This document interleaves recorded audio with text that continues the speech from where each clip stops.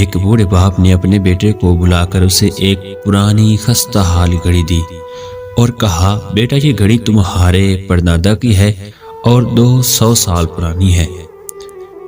یہ گھڑی میں تمہیں دینا چاہتا ہوں، لیکن اس سے پہلے تمہیں میرا کام کرنا ہوگا۔ اسے لے کر گھڑیوں والی دکان پر جاؤ اور پوچھو وہ یہ گھڑی کتنے میں خریدیں گے۔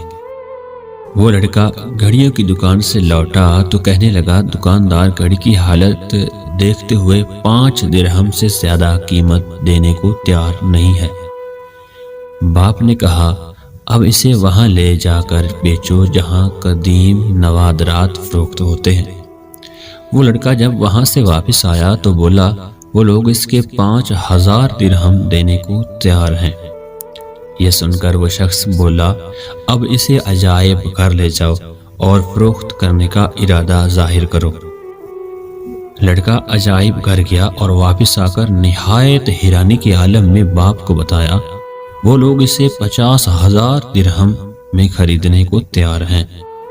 اس بوڑھے شخص نے بیٹے کو مخاطب کیا اور کہا، اس گھڑی کی قیمت لگا کر میں تمہیں سمجھانا چاہتا تھا کہ اپنی ذات کو اس جگہ ضائع مت کرنا جہاں تمہاری قدر و منزلت نہ ہو۔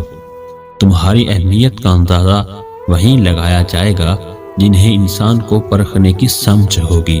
اس لیے زندگی میں اپنے آپ کو فضول لوگوں میں ضائع مت کرنا اور ان کی کڑوی کسیلی باتوں کی پرواہ کیے بغیر آگے بڑھ جانا، جو تم سے حسد رکھتے ہیں اور بے بنیاد بغض کی وجہ سے قدر نہیں کرتے۔